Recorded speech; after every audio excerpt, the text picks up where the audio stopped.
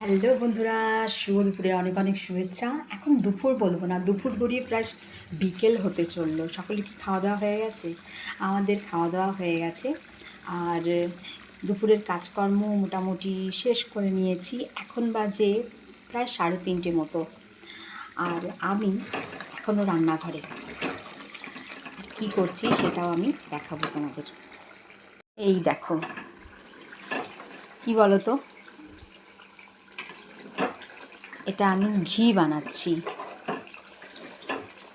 দুধ জাল দেবার পরে যে সর পড়ে যায়, সেই সরগুলোকে ফ্রিজে রেখে দিলে না, মানে দুধটা ভালো মতো জাল দিতে হবে। দুধটা ভালো মতো জাল দিয়ে তারপরে সেটা যদি ফ্রিজে রাখো, তারপরে দেখবে অনেকক্ষণ রাখার পরে দেখবে মোটা লেয়ার পড়ে গেছে। সেটা হচ্ছে দুধের সর। সেই সরগুলো জমিয়ে জমিয়ে দেখো আমি কি বানাচ্ছি। আজকে ঘি বানাচ্ছি, একদম টাটকা, একদম বাড়ির তৈরি ঘি যেটা বলতে পারো। এই দেখো ওপরে ওপরে ঘিয়ের বোঝা যাচ্ছে না, একটা তেলতেলা তেলতেলা ভাব। দেখো আমি তোমাদের খুন্তিতেও নাড়িয়ে দেখাচ্ছি। আরও হবে, এটা আরও হবে, আরও একটু পাকাবো।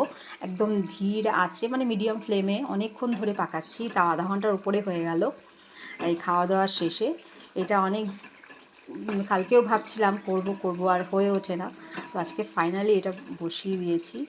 তাই দেখো, এইভাবে তোমরা কিন্তু বাড়িতে একদম সুন্দর একটা তাজা ঘি এভাবে বানাতে পারো। তা কেমন হলো ভিডিওটা অবশ্যই জানিও কিন্তু আমার কমেন্ট বক্সে। টাটা।